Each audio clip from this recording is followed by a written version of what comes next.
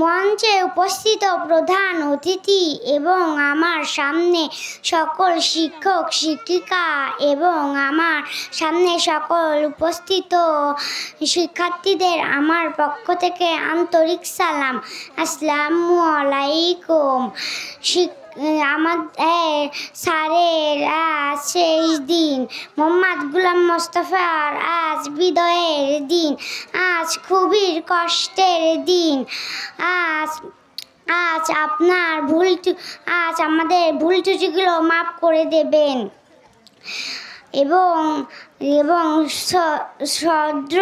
শ্রদ্ধেয় সকল শিক্ষক, শ্রদ্ধেয় সকল ছাত্র ছাত্রী এবং আপনার সাথে ছোঁয়ায় পেয়েছে আলোকিত জীবন।